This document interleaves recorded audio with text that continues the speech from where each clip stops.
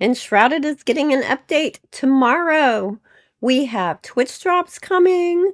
We have new decorating ideas coming in the form of a heart-shaped pillow. 1.0 release window is announced as autumn 2026, with literal gobs of spoilers kind of included and hints at so many more to come. Let's dig into it. We don't know exactly everything that's going to be in the update tomorrow. I'm thinking it's going to be a smaller one. We do know that we're going to be getting the new armor set. It's going to be available through Twitch drops, as well as an in-game quest, of course. The new cushion will be available in-game if you go and talk to the Huntress. I like the look of this new cushion. It's really pretty, and I've been asking for a long time for more soft things to use in our decorating around builds. It is still very themed though, isn't it? It's clearly a heart, kind of before Valentine's. That's cute and all. But if we could also just get a normal round pillow along the way, like why does everything have to be so specialized that it makes it harder to use in multiple different places? But that's just my little quirk maybe. I don't know if y'all agree with that or not. Nonetheless, I'm very happy to be getting a cushion. Finally. Yay. Thank you. Thank you. We appreciate it to go along with our plushie. And the armor we're getting is really pretty. The Knight of Roses or something. I love all of the armor and graphics in Enshrouded, honestly. It's so pretty. Such a pretty game. Can't even. Huge announcement that we're getting something called adventure sharing. Now there's going to be two different versions of this. There's like the beginning version that we're going to start with, and then we're going to get like version 2.0 of this at the full launch of the game. What exactly is included is not entirely clear. What I'm thinking is that it's probably going to start smaller. I mean, it definitely sounds like we're going to be able to share things in-game with each other. Now, if we can share like base builds with each other in game, that would be genius. I mean, builders have been wanting to do that forever. Like you can do it with game files to share a world, but it's a pain in the patookie. So it would be amazing to just be able to share your build with somebody. But it's called adventure sharing.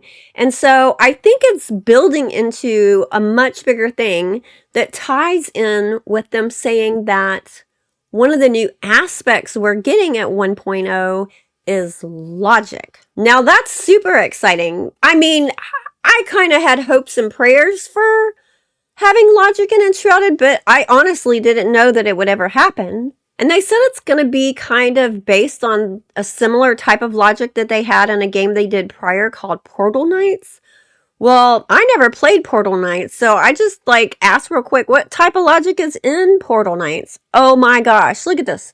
Basic logic gates and or not, nan, nor, all those things. Latches and memory, time-based controls, standard input triggers that are player activated, buttons, pressure plates, enemy spawners, which they specifically mentioned. They also mentioned traps, automatic doors, visual and audio with lights, music blocks, fireworks. Would all of this be coming into Enshrouded? I don't know. And, you know, when he said it's going to be like Portal Knights, the dev was like, yeah, sort of. And so I don't imagine it'll be exactly the same as Portal Knights, but this type of logic is like serious. Like we're talking about getting into stuff like Minecraft Redstone, which means that we're going to be able to build mini games, our own dungeons. Those are the kind of things that this adventure sharing could really connect with. And so we could be sharing games with other people to be able to play. I think that that will add a lot to Enshrouded for its long-term replayability and keeping the community going. So when they're saying that the launch for 1.0 has been pushed back to autumn 2026, I'm perfectly fine with that because they're doing such good work and they're adding so many things in. And get this, they've made it clear that they're not stopping there. In this spring update that we're going to be getting, they're going to be focusing on polishing the game, doing a lot of general improvements, balancing, bug fixes.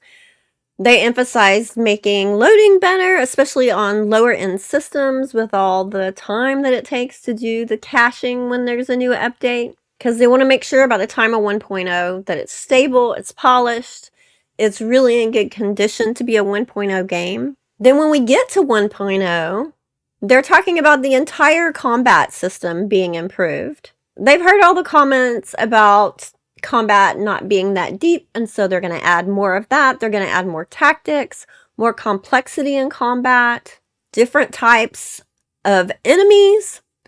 Enemies are going to be made smarter. So, for example, they shouldn't always get stuck so easily if you push them or shoot them into a weird place.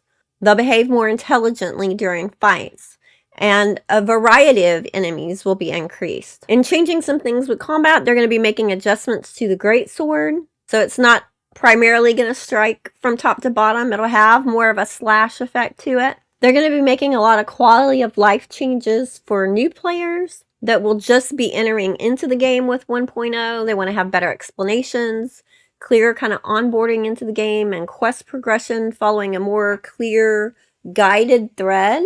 So hopefully new players won't feel so overwhelmed by everything. And now some of the biggest, most exciting news. First of all, new content they talked about that's going to appear. So, like all those interesting places that we can kind of see in the world that we can't access.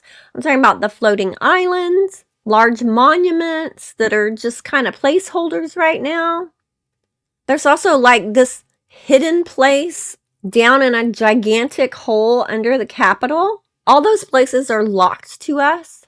So it's possible that they're going to try to get all of these things opened up and unlocked for 1.0. And even more could be added. But on top of what they're adding into the world of Embervale, they also clarified that they plan on continuing to work on Enshrouded for years to come, that they're continuing to add new content, that they're going to be supporting us through free downloads that will be available, and there also will be DLC content to help continue supporting them to keep going, and I'm fine with that. Because one of the things that Anthony said real quick was really interesting. Listen to this little tidbit. There is a world beyond Embervale, and yeah, we're really happy to explore that together with you.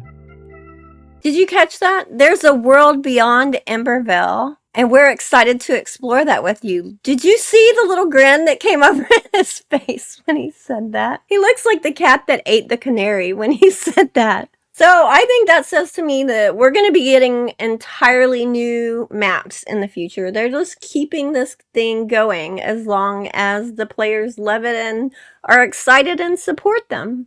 So I'll meet you on Twitch tomorrow to get all those drops. I'm excited to see what comes next. Next time, happy gaming.